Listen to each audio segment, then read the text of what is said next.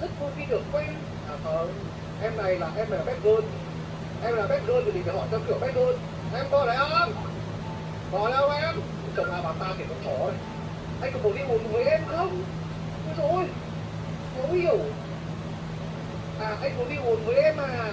Chỗ nào bao giờ? Có thằng nào ngon đi cùng với chúng mình không? Kiếp em phải máu uống được. Em bắt phải uống luôn. Thì em là trai đẹp giống như anh đấy hả? Ừ. Thế đó là con này cái bot à?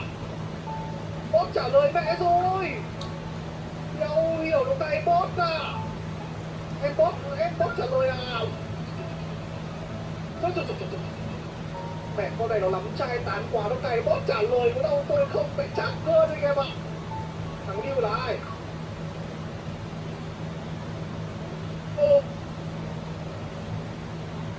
Sao lại có thằng đéo nào rủ tôi đi ăn thằng nào? Cậu muốn ăn gì? Tôi đi ăn thằng nào? Từ xem nào.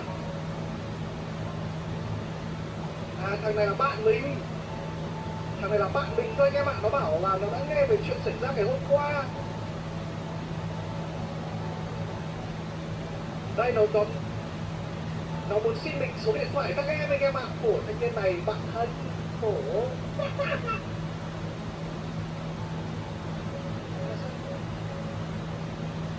Không hiểu.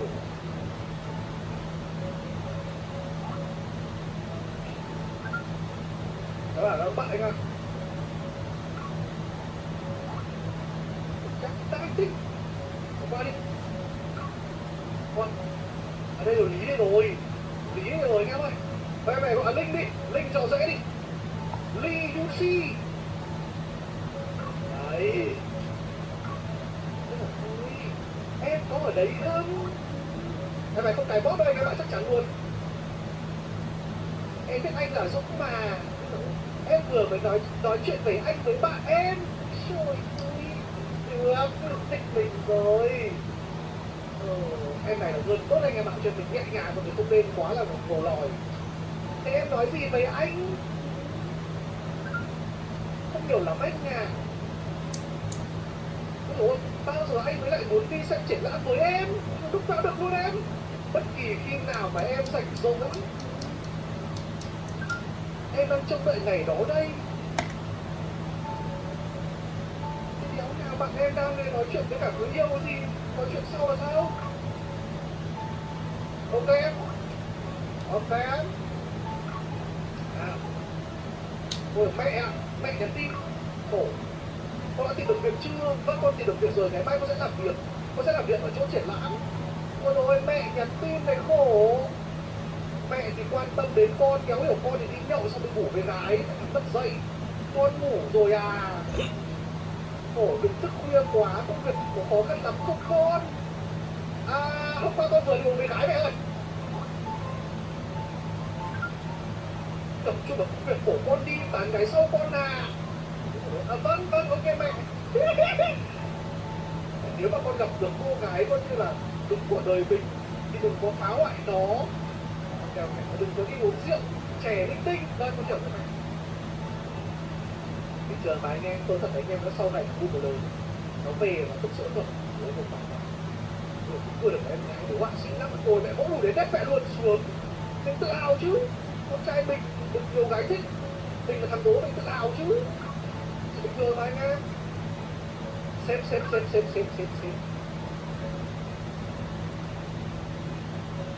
Gì đấy? Tôi hiểu cái hoàn cảnh của anh có thể trả lại tiền tôi. Là sao tao mình vay tiền lão này à? Anh thế nào? Không hiểu. Đấy, tin với cả Lữ thôi anh em. Anh Dũng lâu quá không thấy, anh đừng quên đích này là đích vợ em ok em luôn. Đích là đích vợ em ok luôn. Anh em này là anh quên nhỉ? Thế nào được anh này quên đó. Tôi nhớ là có anh em có đặt avatar vợ, làm avatar YouTube đúng không? Rồi Lữ nè. Đây là tiền taxi là cho mình à? Đó, hôm qua nó cho tiền tôi để đi taxi đó rồi thằng này. Mẹ, ông chủ mà ký bao vậy mày? Cho cái nhân viên mới có 50.000 đi taxi mà không đòi lại à? Đúng hiểu luôn. Đây rồi. Xạo lù à quên. Lữ đây rồi.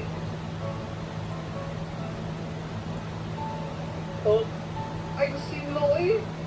Anh sẽ trả tiền cho em hả? Alo. Em vẫn rất à. Không đáng đâu em. Em vẫn rất à. Em là sinh viên này các bạn. Sinh viên. Mình sẽ hỏi cái rất là nhẹ nhàng mà. Không phải là mình xin lỗi nhỉ? Anh sẽ chuộc lỗi à? Ai biết bay mấy có nghĩa là anh sẽ chuộc lỗi thôi, không phải trả tiền đúng không? Cái này là chuộc lỗi các bạn. Anh sẽ chuộc lỗi.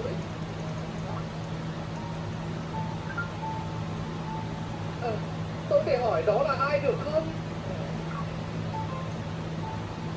Anh đã giúp anh tìm được cái điện thoại đó em. Ôi, chắc mẹ tin nhầm tôi rồi. Đéo hiểu bố. Chắc mẹ tin nhầm luôn đâu. Em mày, em mình taxi đâu vậy? Đéo hiểu đây. Mẹ, đéo hiểu khổ. Chắc tôi mẹ luôn à. Con bé mày không thích. Con gái thế này không thích, có cái sự gọi là nó có cái sự gọi là khó khăn hết. Luôn ngoan anh em phải luôn ngoan. Được, thử thách của đấy. Sau đi.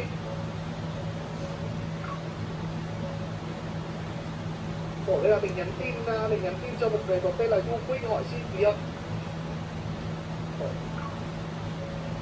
Đây là anh trai gang. Anh trai khuyên mình là hãy mạnh mẽ lên. Cái thời gian này thì rất khó khăn. Không, cái này không phải anh trai đâu nhỉ, cái này là ông gang này đúng hơn nhỉ?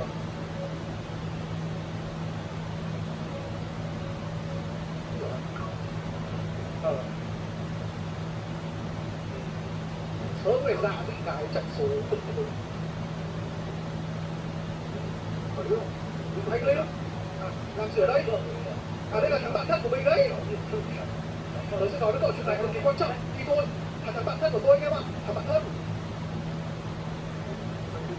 Tại sao cậu lại ăn mặc như thế này? Thằng đấy đang đi làm đấy các bạn. Thằng này đây là bán bất động sản à? Phải chưa? Nhưng cái bán bất động sản đấy các bạn. Nhớ nhà à? Sao không quay về đi? Không được. Tớ hiểu. Cậu đang nợ rất là nhiều và cậu không muốn khiến cho gia đình thất vọng. Nên là cậu đã rời khỏi cái thị trấn ở quê và lên đây. Cái chuyện đó cũng không dễ dàng đâu. Không lắng nghe tớ à? Alo, tớ đang lo cho cậu khi bảo thành phố có có ai quen biết đấy, nên tớ phải đến đây đấy. Sao? Cậu đối xử với tớ như thế à? What the hell, cái gì đây? Tớ nói là đừng có như vậy. Alo, này, nhìn tớ đi. Em này, tôi thấy thằng này thì được hơi gay sao ấy. Tôi sẽ nói với cậu điều rất là hệ trọng. Cậu sắp sửa hết tiền rồi. Cậu không thể nào có đủ tiền để thuê được cả cái hộp đấy đâu. Đây đừng có bảo nó ở cùng nhá. Cậu có hai lựa chọn. Một là tiền ở cùng, hai là ở với tớ. Đéo gì đấy tùy cậu. Cái đéo gì đây? Không. Tao tìm cửa chung nhá. Không cửa chung đâu. Bố ba cơ. Không gì đấy. Thì sẽ đi tìm cái độ cùng với nhau anh em bạn. Thằng này được chuyên làm với bất động sản nên là nó giúp tôi tìm luôn người ở cùng luôn. Ôi giời ơi! Cháu đi đây, 4 giờ à? Tôi chéo đây. Ôi giời, tìm nửa chung anh em ạ. Có gái không? Đây rồi. Đây rồi ôi, đây rồi. Ôi. Ok luôn. Sao suốt khoảng thời gian vừa rồi? Sao cậu không tìm được ai phù hợp à? Thế cậu bổ được đường đi. Rồi em vừa rồi ok mà. Em vừa rồi kéo đồng phí anh em bạn cổ. Đấy. Vâng, vấn đề gì? Đây. Sao cậu may mắn vậy? Lại có cơ hội khác đây. Tôi sẽ đưa cậu đến xem. Chapter 1 xong rồi anh em à. Khổ quá. Em xạo lù mất một trái tim. Thế có đau tôi không? Rồi, chân tôi theo tôi nhé.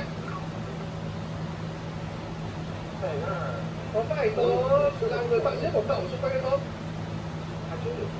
Thực ra tớ có người bạn khác đấy. Có cái người bạn làm ở chỗ triển lãm nghệ thuật. Và sau đấy tớ mất liên lạc của cô ấy rồi. Nghĩa là cậu không người bạn nào khác nữa. Tớ nói cái gì đấy? Quả xế được cái chứ nhở? Ngồi lên đi!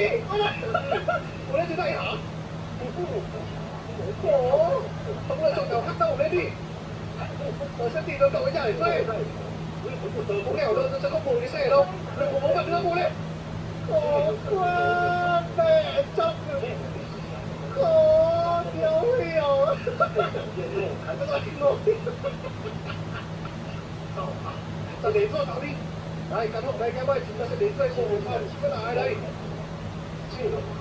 Đây là căn phòng tốt nhất mà tớ tìm được cho cậu đấy. Chị nói đi. Nhìn xung quanh đi xem cậu có thích ở căn nhà này không? Tớ sẽ gọi cho khách hàng của tớ. Cậu cứ đi xem xung quanh đi. Đợi đã. Để tớ yên đi. Tớ sẽ quay sau.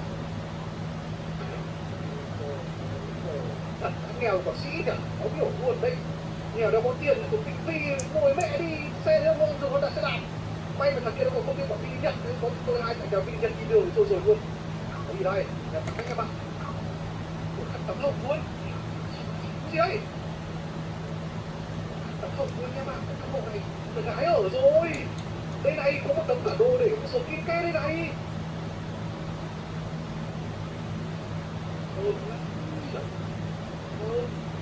Gái ở đây rồi. Tôi tưởng thằng kia cầm cái khăn của đấy sụp anh em tôi rất là mình. Đấy. Cái vòi nước kia hỏng rồi. Sửa cho em đi luôn. Cảm ơn cảm ơn Ái Nhi Nguyễn nhá. Tiếp của bạn Ái Nhi Nguyễn là xinh thế. Nguyễn Ái Nhi. Ôi Nhi xinh thế. Tôi sẽ chọn cô một em trong này đặt tên là Nhi nhá. Ái Nhi luôn. Xinh. Em nào đặt tên là Ái Nhi rồi nhỉ? Mario tự sửa nước rồi anh em ạ. Gì đây? Sao lại trông toàn sửa những đôi trẻ con này? Cái tay, cái khá là đẹp, tay. Đây là cái gì? Tất tiếng Trung là sao biết được? Hai. Em đây cũng kiếm tiền à? À em này là cô gái nội trợ anh em ạ. Thường xuyên thống kê xem là tiền năng tiêu vai như thế nào à? Quần áo màu hồng. Noni à? Em này Noni rồi. Ái Nhi rồi anh em ơi. Ái Nhi đây rồi.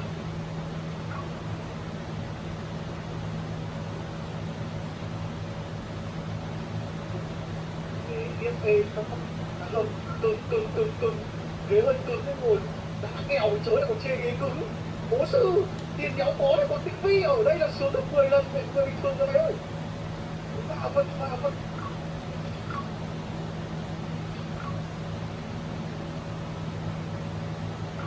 Nào đây nhà bếp anh em ạ. Sạch sẽ lắm. Siêu sạch sẽ luôn. Bắt đĩa này. Sạch không kín ít luôn. Không có tí vết bẩn luôn. Waifu đây rồi. Waifu của tôi đây rồi. Rất thích cái waifu của Hàn. Điều kiện xinh rồi nhé. Cái này là mì đúng không? Nó kiểu sợi mì. Spaghetti đúng không?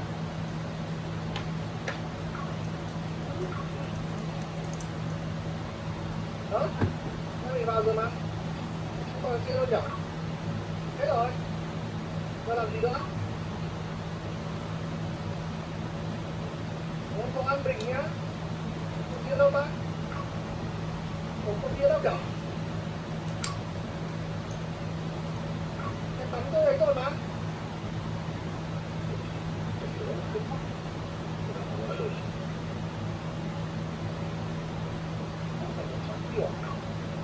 Ở đây còn gì đây? Tôi xong việc rồi. Nói sao về cái căn nhà này? Nói đẹp cái chứ nhở? Tôi cũng ổn. Nhưng mà chia sẻ cùng nhau căn nhà như thế này vào xem phòng cậu đi đã. Ôi thôi, duyên phận mẹ nó rồi, duyên phận rồi. Hai người sẽ chia sống với nhau ở đây. Và khi mà tôi thuê căn nhà này, tôi có đồng ý là chia sẻ phòng với cô nào đâu đâu. Chuẩn mà, mẹ duyên phận mà. Duyên phận mà. Cảm ơn em treo nhá. Em gái làm ở quán bar đấy. Ồ, hợp đồng thì là ở chung với trai cũng được. Ồ, em này chọn nghiệm lầm rồi, không làm thế nào được. Đúng không đúng? Không vấn đề gì.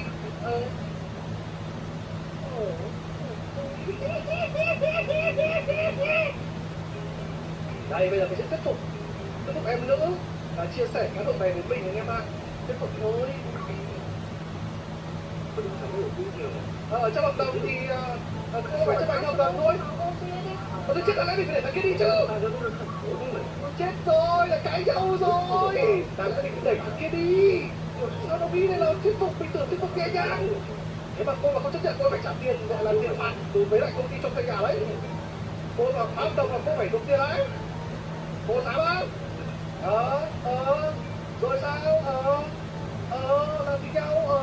Phải ở cùng có sán ở đâu? Để anh giết nó cho. Ở đây, đâu, sán đâu? Sán trên người em à? Đâu? Chỗ nào em sán đâu? Không có sán ở đâu? Em không thấy đâu đâu?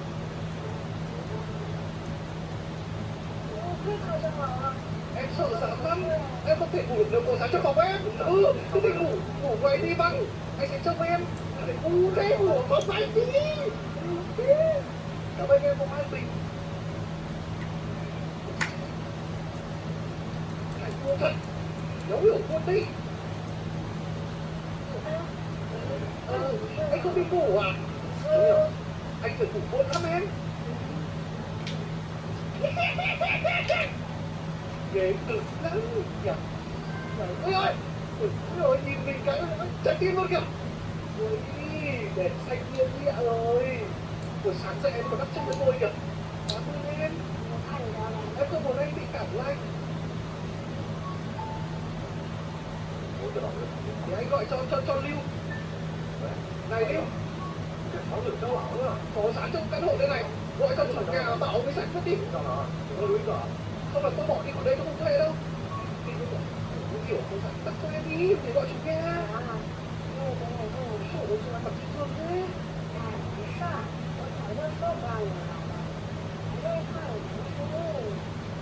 Tại sao đang bảo bạn bè đừng có đến đây à? Không nào?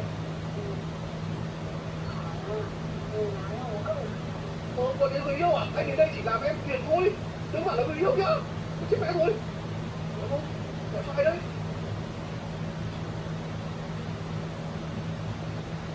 À không, đây là người nhà.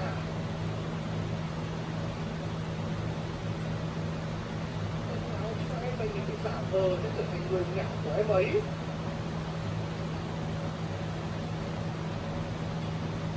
Chắc là anh trai rồi đúng không? Anh trai chắc là không đến được đúng không? Anh trai không đến được cái lễ, chắc là em phải học, chắc là lễ tốt nghiệp hay như nào? Ồ, mình sẽ giả vờ làm như là anh trai, giả vờ làm người nhà đến cái lễ tốt nghiệp đúng không? Tức là chỉ là anh trai mày gọi cho đúng không? Ồ, giả vờ làm người nhà hay là giả vờ làm gì đây? Hay là giả vờ làm người yêu đây? Anh em, chúng ta có hai lựa chọn, một là giả vờ làm người nhà và hai là giả vờ làm người yêu đang theo đuổi em ý. Cảm ơn Ái Nhi Nguyễn Đỗ nhá. Ủa, phải là em tên là Nguyễn Đỗ Ái Nhi à? Thôi một đi. Một là người nhà trước đã bình với em này phải có đồ nhà. Rồi lên tốt nghiệp anh em ạ. Rồi nữ, đây là lên tốt nghiệp của em không có người thân để gia đình đến đúng không? Đây em, này đổ từ ngày gì nữa? Trái tim bầm luôn. Đâu cũng thấy rồi. Rồi để anh chụp cho một kiểu ảnh nào. Ồ, trời ơi, xinh cái tay. Để điều phải cứt. Xinh để đéo rồi có chuyện lên mình luôn. Tại sao phải làm gì có chuyện mẹ không được học, chẳng có thật đấu yêu. Thì anh em nhậu. Biển điều. Đấu tỉ. Ồ, ăn phở anh em ạ. Nếu có người lái được một tí sau đang photoshop cho em ý.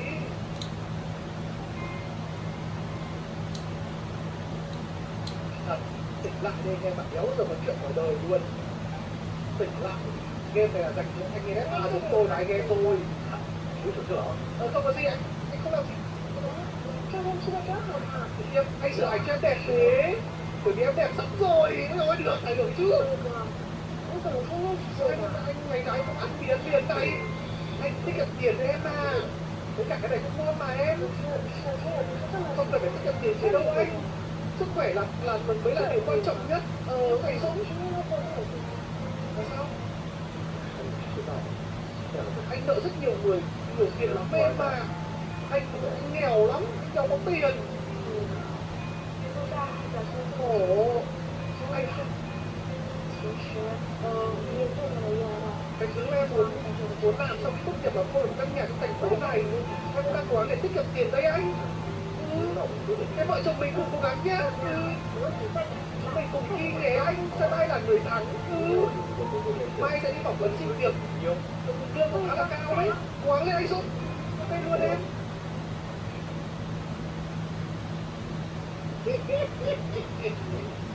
Ôi dồi ôi.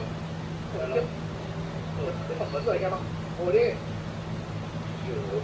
Dạ, đây là hồ sơ của em ạ. Xem kéo gì mà. Thật là Dũng mà. Dạ vâng. Ôi tôi ơi. Cái đéo nào sao em? Sao em phải ở đây? Đơn chân chuối. Bắt đầu chứ. Không thể mất thêm thời gian nữa. Cậu không gồm ở đây đâu. Cậu đi ở đây đi.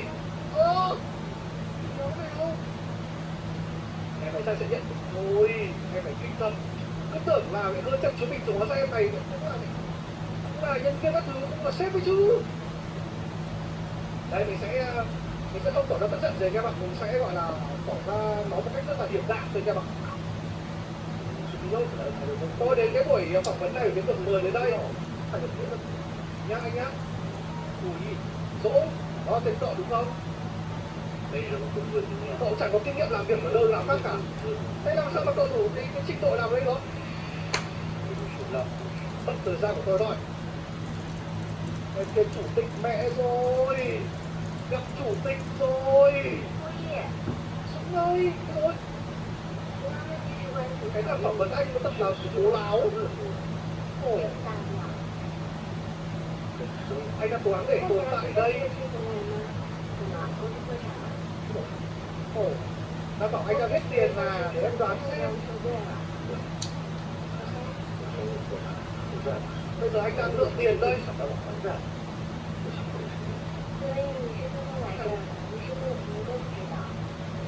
Anh đến đây mà không nói chuyện cả bất cứ người bạn nào của anh à? Công ty của thằng này trước đây có phải phá sản nhé. Anh vẫn còn cái cuộc phỏng vấn khác. Cái cháu ấy, thế em là chủ tịch à? Là mình ngày xưa là một công ty nghe lại mà bị phá sản để lượng tiền. Thế là bây giờ phải quay về để làm cái thằng như này. Ủa, cậu làm gì vậy? Mấy cái bức tranh làm sao nói được? Mấy bức tranh của cậu vẽ chả cái đéo hết. Để tôi giải thích cho sếp. Đây là bức vẽ rất là phổ biến. Tôi sửa lại đâu một chút. Mà tôi nghe lời cậu coi như là giải thích.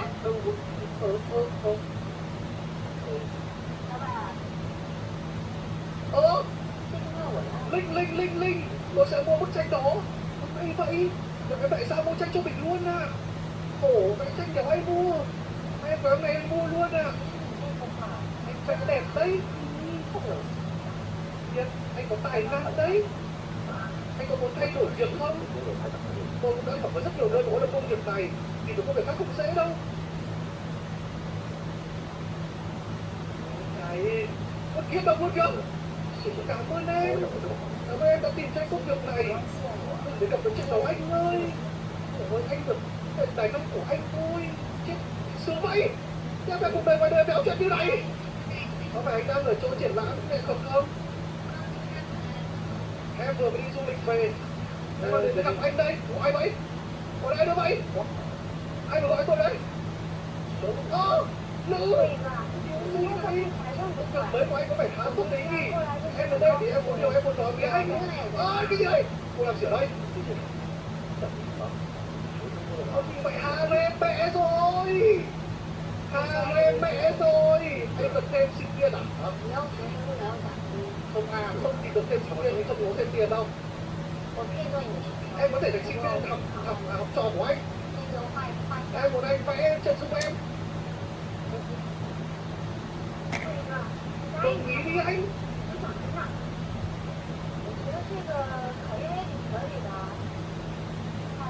Ồ, bây giờ mình phải vẽ lại chân giúp em kia.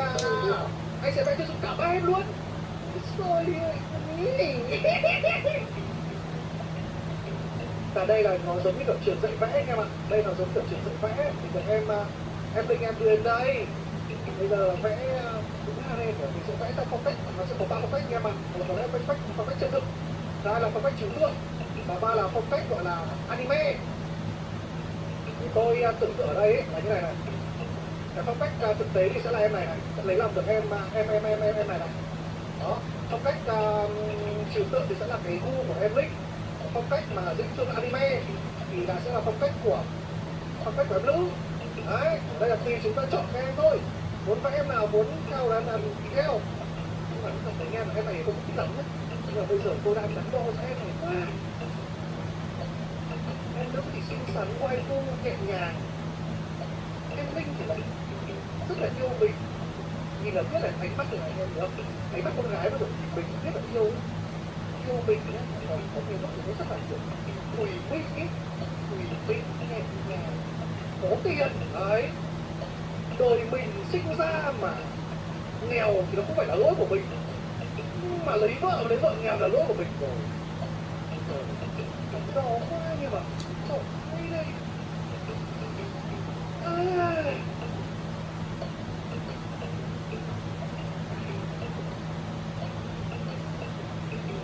có được cả hai không nhỉ?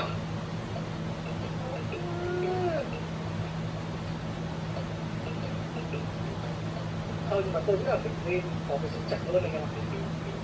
Em Linh đã kỳ tuân với công việc ở đây rồi, không thể phụ mình, thứ nhất là mình không thể phụ lòng được. Em ấy là người cứu giúp mình có một cái công việc ở đây, nên tôi đang phân tích cách rất là bình thường nhất, hơn. Tôi sẽ vẽ em Linh, mặc dù có thể là tôi hơi nghiêng về em nữ, nhưng mà tôi sẽ vẽ em Linh cái sự trả ơn, rất là bình tĩnh, không thể làm ngơ được. Anh Sự, em rất thích đó, cảm ơn anh. Với hai em kia có vẻ mặt dài như cái bơm, ngắn tôn kìa. Rồi, em lưng bắt mẹ trái tim rồi. Đêm ngày em có tiền, anh có muốn đi với em không? Em còn bảo em sẽ giới thiệu đến lớp học của mình luôn. Em này thì đang muốn chuyển cái phòng vấn đề cái studio. Bạn của em đang muốn vẽ lên tường. Em sẽ giới thiệu anh với sếp của em. Một đêm anh sẽ kiếm được 500 thôi được rồi. Trả lời này xong rồi nha, bây giờ mình sẽ quay về em Lữ. Quay về em Lữ thôi. Mình sẽ vẽ cho em. Ủa, anh Xuân em xin lỗi. Em là khỏi bức vẽ của anh rồi. Chúng ta làm gì bây giờ? Vẽ lại được không anh? Không còn đủ thời gian đâu anh. Không sao đâu em. Cứ để anh.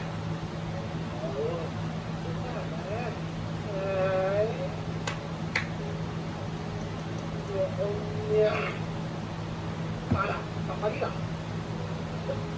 Tốt, cả cái bức tranh chịu tượng chồng. Anh là tuyệt vời, anh giống nha. Anh cười vì sao vậy? Trời ơi, chỉ kéo về bởi mặt em xinh quá đi, anh tự nhiên cười thôi. Tuyệt vời, cảm ơn. Có cái quả bóng bay kìa anh. Em có thích không? Có à. Thế anh sẽ đi lấy nó cho em. Vậy bây giờ ôi là lấy thì nhau được. Bây giờ mà mua cái khác. Chồng tay à? Kiểu nó nhảy. Khổ luôn. Kéo đến. Không cần đâu anh. Không. Không. Anh lấy cho em. Không lấy nhiều, không đi mua cái mới luôn mà lấy luôn. Cảm ơn em chi trả. Anh gái phải thế anh em ạ. Anh thì lấy, anh chào cây đấy cho em luôn. Quất tâm lấy, đừng có mặt. Không buồn luôn. Thật lòng chưa, vô thể thời đó, béo gì. Đấy. Anh sẽ lấy nó xuống cho em. Đến tao đây. Không cần đâu anh, em không thích nói nữa đâu anh ơi. Anh không bọc bụng đâu, anh chỉ nói xuống cho em. Cái gì này? Tập bẻ mặt anh đi rồi. Cái đéo nào?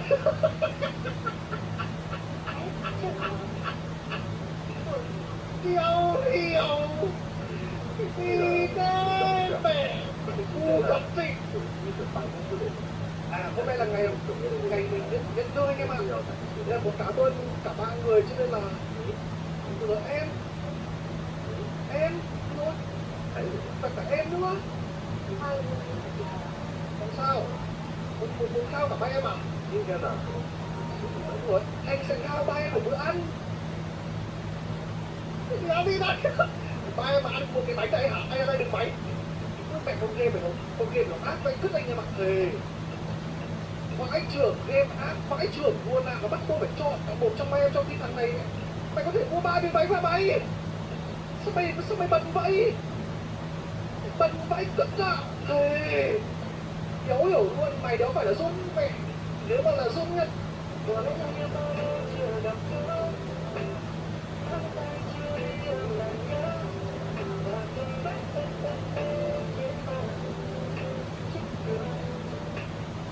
Thế là sẽ mua 3 miếng bánh, cả cái bánh to đàng hoàng, xong cắt 3 bánh cho ba em. Bận đéo chịu được. Cái lựa chọn từ cũng là thức ăn anh em ạ. Mày cũng phải phá sản đúng rồi. Ôi, tặng chứ sao lại tự ăn? Mày tự ăn thì bất dậy quá. Mày tự ăn thì nó là quá là mày bẩn đấy anh em ạ. Không hiểu luôn đấy. Ồ, em này tôi không thấy lắm đâu, vì em này hơn hơi chắc hơn, tôi không thích lắm, nhưng mà hai em này tặng cho hai rồi. Mà các em đều đang trông nóng nữa. Cảm ơn Rico Sang à, đừng hút nhiều em quá cơ nhiều sau này không em, anh thích vừa nhiều. Anh tính anh thế. Sao anh vừa cơ Rico, anh vừa cơ này lên luôn. Anh tính anh như thế cơ Rico nhá. Không sao đâu em vẫn thích anh mà đúng không? Sao cả.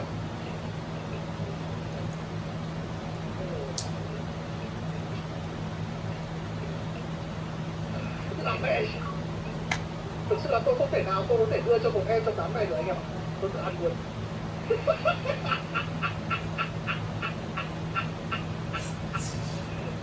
Là đối xử không tốt với cả ba em còn hơn.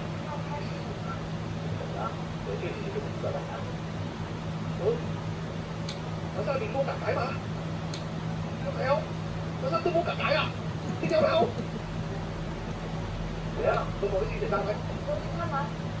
Để em cho mở cửa. Nhiều mà sao mua cả cái à? Vậy bất kỳ thứ gì cũng hiểu mà. Ôi, chưa được chưa nộp tiền ấy rồi anh em ơi, chưa nộp tiền để thuê nhà rồi, trả tiền cho anh nhanh lên. Cho em thêm vài ngày nữa không anh?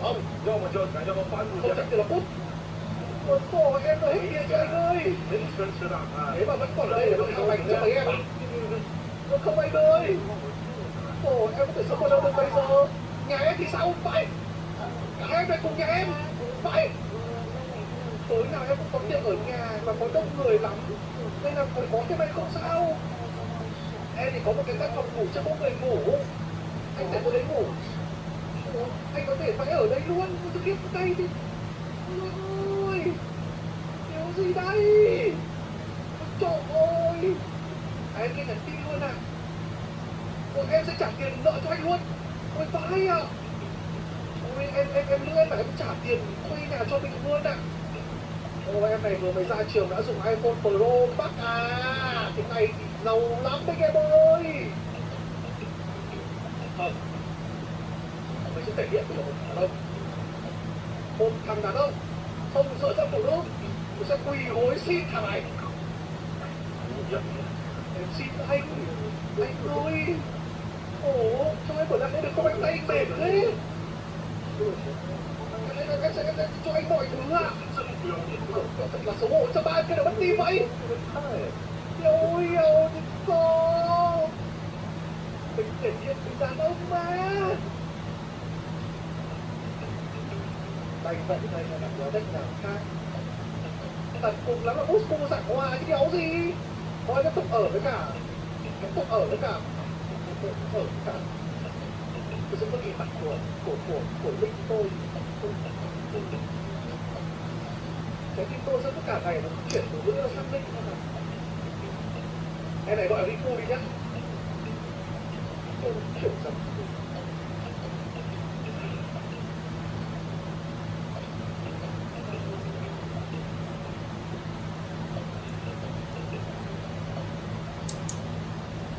Không phải số tiền đâu.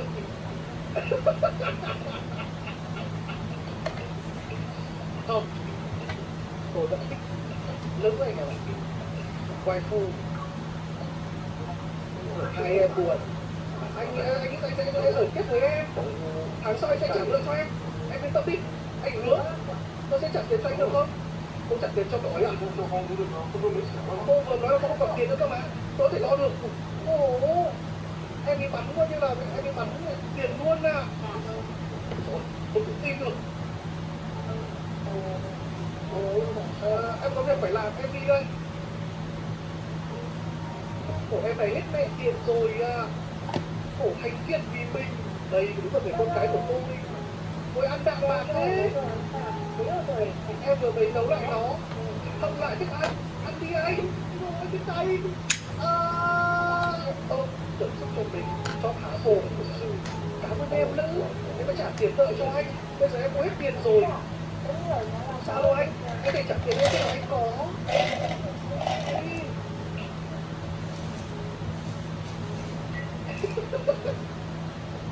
Ôi, hết tiền mà tự ăn ngon thứ này hả? Em vẫn giữ lại cái bánh của tôi à? Thì không? Chúng mình cùng ăn bánh đi, anh đã ăn xong kéo đâu em? Em vẫn chưa ăn hết, anh vẫn chưa thử bánh ngày hôm nay à? Thực ra thì... hay là hôm nay sinh nhật em ý? Ôi trời, hôm nay là sinh nhật em! Cô! Sao không nói cho anh biết? Để anh chuẩn bị quà riêng cho em! Không sao đâu anh! Chỉ cần anh đón xem với em là được! Anh không với em có một lời ước! Cảm ơn Bậc Linh Mai nhé! Một lời ước không cần phải có tiền em ạ! Anh hứa anh sẽ đáp ứng được cho em! Cho em đi chơi với em! Ôi! Anh chỉ cần đi chơi với em ý thôi! Đi theo em! Không được, người lạ được vào đây! Bị phạt 50 ngày! Không cho phép người ta vào đây!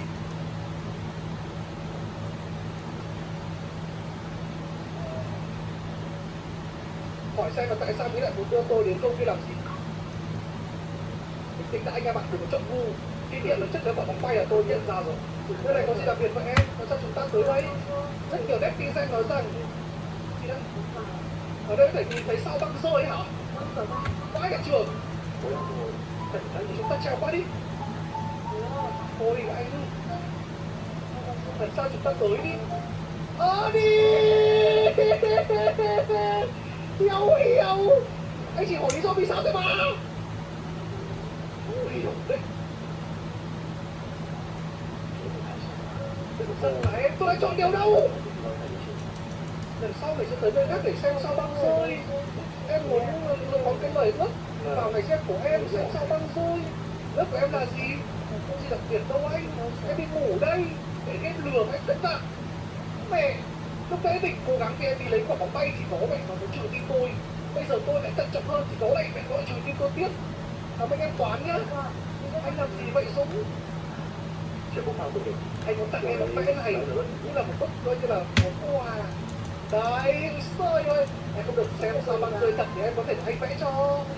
Được đấy, này được. Đây là quay thức hay sao mà mắt anh phồng thông thế? Anh vẽ bức này cả đêm qua đấy. Ôi này.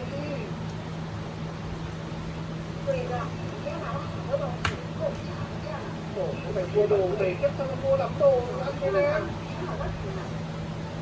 Em sẽ bảo tiết kiệm được vài đồng em đi mua luôn về. Em muốn thích cái cuộc sống như thế này. Ôi dồi ôi, được sống và ăn cùng với một người. Thế thì chúng ta cùng nấu ăn và cùng ăn với nhau nhé. Rồi. Sống rồi. Đấy, ai đấy? Rất một người. Thì anh. Rồi. Rồi. À vậy. Ồ, 危险，超标的。 anh không thể bỏ rơi em, ai vậy? Đây là con nào? Ô, anh không muốn gặp em à? Anh không nhớ em à? Ủa, em là ai? Nhưng trời ơi. Ủa, alo? Em nhớ đấy. Liêu cô à? Rồi, sao con liêu cô nó bỏ đây vậy? Không hiểu luôn đây. Vai trường.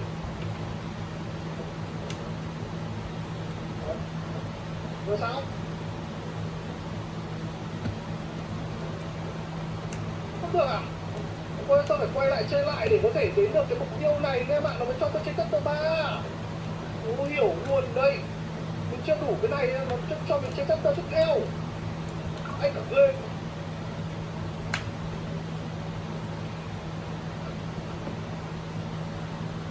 Anh cái này chưa rồi mà. Trong cả chơi lại thì cái đoạn chọn kia anh em ạ. Thế à? Vãi cả game. Nó hiểu luôn đây. Nhiều cũng xinh phết nhỉ. Đây đoạn này nó sai phát. Không, tôi phải lại cái đoạn này luôn. Nếu mình đã cho em kia thì mình lại cái đoạn này luôn anh em ạ. Lại cái đoạn này luôn này. Đây là thấy rồi. Đây. Chẳng cho lưng luôn.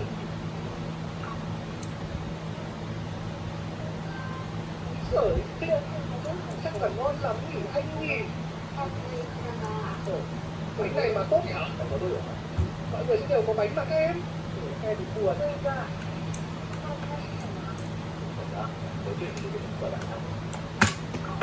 Tiếp.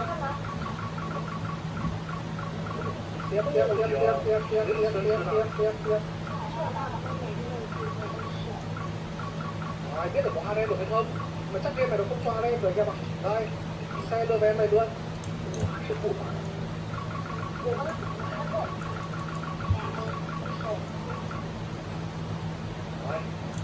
bò rồi đấy. Theo ăn với em này xong rồi bò đến công viên. Ủa gấp này luôn à? Tôi gấp này luôn nhỉ? Rồi. Đây, trèo qua luôn, không nói nhiều. Nhưng mà họ nói là buổi trèo qua sẽ bị phạt đấy, không sao em? Anh không muốn biết tại sao chúng ta đến đây hay sao? Anh cần phải hỏi, hôm nay là cái ước của cái chuyện của em. Anh chỉ muốn kiếm liều ước này thành sự thật thôi. Trời ơi, người xưa em. Cái mặt đường này cao quá anh ơi, làm sao trèo qua được? Không vấn đề gì, anh vừa chúng ta qua được. Chúng ta có hai lựa chọn, một là đẩy tít của nữ, giúp nữ trèo qua cái tường này. Hai là cho nữ thấy cách để mà trèo qua được tường. Đẩy bông nữ rồi.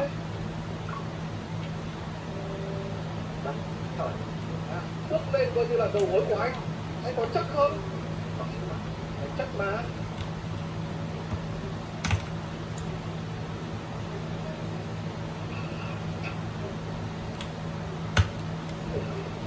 Rồi, qua rồi. Cảm ơn anh. Đi thôi em. Đừng có bảo nữa mẹ bột rồi. Chuyển tiếp. Sao băng? Anh để cho biết tại sao chúng mình ở đây không? Rất nhiều các chuyên gia nói rằng đây là nơi tốt nhất để xem được sao băng không? Lúc này có cái điều ước nó sẽ chảy xuống gặp anh à. Gấp đôi canxi luôn. Anh đừng có cười em chứ. Em ước cái gì? Ước của em là anh sẽ có thể trả được món nợ dành của anh sớm buổi này. Bố ngoài phù người kìa mà. Trời đen làm gì có sao băng kéo đâu em. Có cái kia. Gì đấy? Có không nhỉ? Thế đâu chứ. Tại đừng lo. Lần sau chúng ta lại tới đây. Chết rồi, có đèn pin rồi, bảo vệ đến mẹ rồi. Nó mẹ mồm chúng mày rồi, không cậu làm gì ở đấy đấy. Chạy.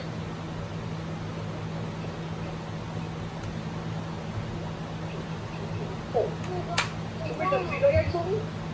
À, anh sẽ lùa thằng trai đi chỗ khác để em chạy nhá. 贵公， chúng mình làm gì đây Super ơi?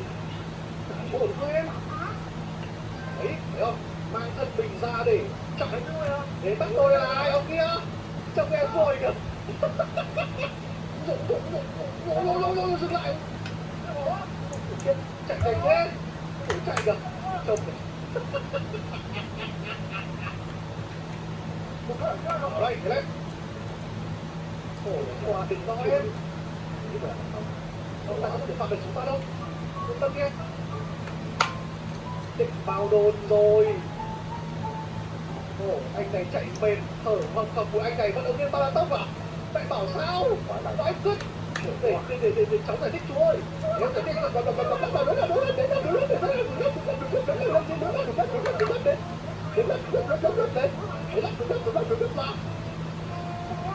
sao rồi anh? Chúng mình có được ổn không? Có bị phá không? Ôi rồi, 100 tệ. Ôi hiểu, ai thì ai sẽ là người chuyển tiền đây? Một đạm tài tiêu của em bị mất 100 tệ rồi. Một thật em tiền đã đéo có.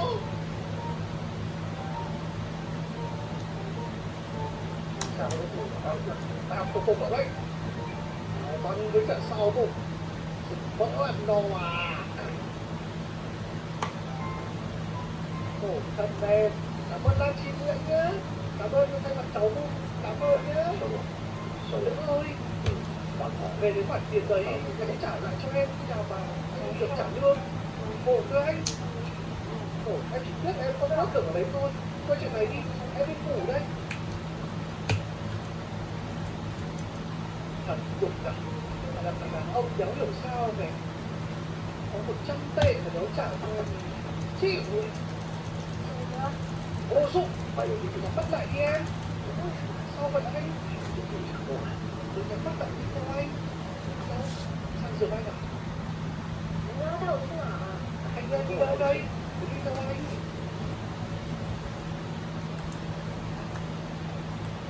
Thì tự nhiên quỳ xuống vậy? Nói lỗ. Biết đấy. Tôi mình còn làm vui, còn làm cả đèn 3D cho mình luôn nào. Bây giờ từ từ mở mắt em ra đi. Đẹp quá anh ơi. Anh tự làm đấy. Đấy. Phải chú là ướt với em.这个是常练的。 Ướt thì chúng nó có thể thành không? Đấy các bạn, chắc là đủ rồi đấy.贵公，你先拿。Em lâu cũng ngủ chưa? Bắc Bình thì sao luôn luôn như gì nữa? Sao? Ôi em vẫn chưa đủ à? Vai! Vẫn chưa đủ anh em ở vai cái chuồng. Kéo gì đây? Chạy từ đâu? Vai phải xít rồi, chắc phải chạy từ đây rồi anh em ạ. Phải chia lại từ cái đoạn mà lấy cái này này. Ai cả ghê.贵公， Đây, mua cái bóng bay mới. Đâu, đi đi bạn. Rồi, không sao đâu anh, em không phải là trẻ con mà, không phải mua cho em đâu. Anh sẽ đi mua cho em. Thật mà, đợi anh ở đây. Trái tim anh này quên. 这个贵公。 Trái tim anh này. Cái này phải trái tim đâu, cái trên là trái tim mà. 哎，这个。 Nói nhá. Đu luôn này. Xoay giờ flash này.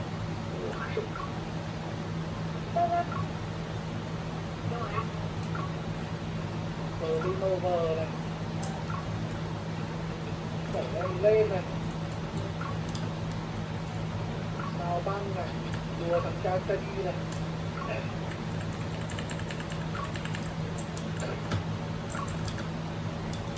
Được chưa? Được đi.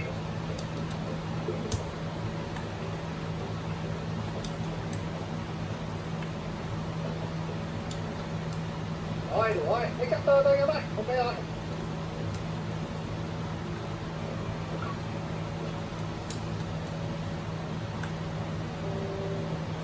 Khổ. Người yêu gì họ không ra ấy nhỉ? Khổ. 好呀，那你带着把我 Đéo hiểu đâu có đợi tiền em này à? Phải vứt. Không hiểu sao là mình nợ tiền em ý, bây giờ em đi đến rồi em có đòi mình tiền ạ. Chúng mình lớn lên cùng với nhau sao em không tin anh.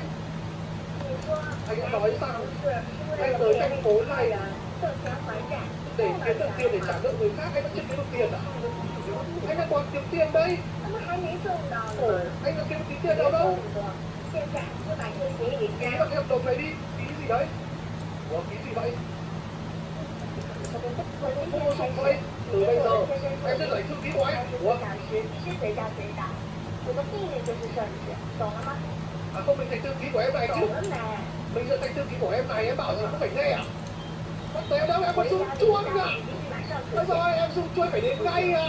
Biết con chó và thằng oxy rồi. Ôi hiểu, anh nói là con chó đấy nhé, không phải em đâu. Mai cũng đi làm mà, sao anh trở thành thư ký của em được? Anh phải bỏ việc cái hả? Cái ông này, anh vẫn nhớ cái này chứ? Anh ta từng làm cái này hồi chúng mình còn bé đấy, anh có nhớ không? Ôi kiếp, quen nhau từ bé á, anh cả. Ôi rồi, thôi kìa. Ôi rồi, chẳng chịu đấy. Ôi rồi, đánh giòn. Ôi rồi, ôi rồi.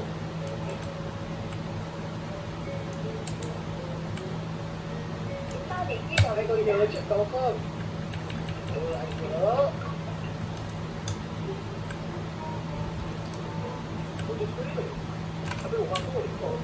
Ủa anh đánh anh đau lắm đấy. Em chỉ dạo bố khóc thôi. Thế mày không hề khóc kia những cái tròn. Thật là ngầu. Thứ này dành cho anh đấy. Chị. Đây thanh mai trúc mã rồi mà. Thanh mai trúc mã mình sẽ đưa con cá. Ồ, sao mãi nó không lớn.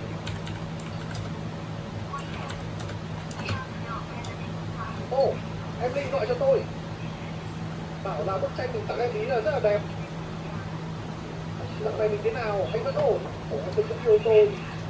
Em ở thành phố khác. Ủa, anh có nên về thăm anh kêu quay lại đây không? Anh Sốt, anh làm gì vậy? Sao anh dám nói chuyện điện thoại trong giờ làm việc? Anh có phép gọi điện thoại trong giờ được chứ? Em thay đổi chuyện điện thoại rồi.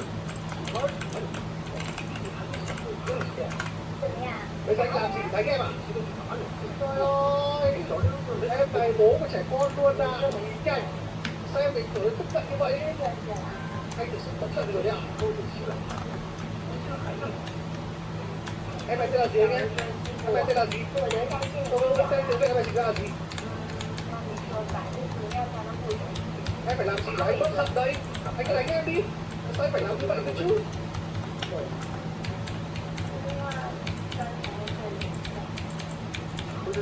Em xin anh tha thứ tất cả. Cho anh một ngày nghỉ được không? Cho anh nghỉ thế nào? Anh làm gì mà nghỉ đấy cơ chứ? Đương nhiên là mình sẽ đi về thăm nữ rồi, nhưng gì nữa? À không, bây giờ mình nói là mình đi về nữ em này một ngày đúng không? Hay là mình nói dối ý là mình ở nhà đâu đâu nhỉ?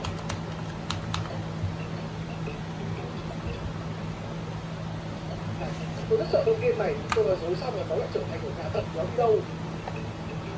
Chết! Lúc đi. À đấy, may mà. May ok vậy, tôi biết của bẫy tôi mà. Anh lần này sao anh nghe nói rằng ồ, anh cũng xin được đòi nợ. Rồi đòi nợ anh cũng không vấn đề đâu em. Anh đã xin mời cho anh một ngày nghỉ rồi. Hôm nay mình cùng vui chơi đi. Cái vòi nước này bị lệch, nó nước ra rồi anh xử lý. Anh mới xử lý được. Người ngay. Mày ơi, mày phải khóa nước vào chứ thằng ngu này. Anh sửa voi phải khóa nước tập vào chứ. Cho mẹ thằng ngu. Ôi trời ơi, mẹ. Ôi trời ơi. Bên nào bây giờ? Quy tắc bàn tay phải. À đây bàn tay trái bạn chạy cho mẹ rồi. Tuyệt vời. Cảm ơn anh. Cuối cùng mình cũng sửa rồi. Áo em ướt hết rồi. Sao đâu anh? Khá là vui mà.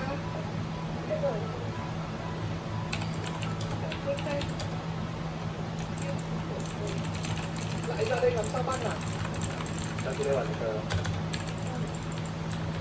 cái anh đã hứa với em một ngày anh sẽ đón sinh nhật với em một cách tốt hơn, cả tươi lên. Chẳng có gì đâu, thế em kêu em có sở tăng cơ à? Ôi thôi em về cũng sở tăng cơ à? Chắc là thấy rồi ạ. Thật là một thế giới nhỏ thì sẽ gặp nhau. Em đừng có giả vờ, em chân chân này lên đúng không? Cô biết làm rồi rồi. Anh chân chân anh phải làm như vậy. Hiện tại nó cũng tốt với nhau rồi mà cho anh một ngày mà. Sao em phải làm như thế này? Anh sẽ có kết hợp đồng làm cô xin cho em đấy. Thế nên phải trả tiền em. Cái gì cơ? Cái gì cơ? Cái gì cơ? Anh không được nói với cả người cô ấy như vậy đâu, cô ấy cho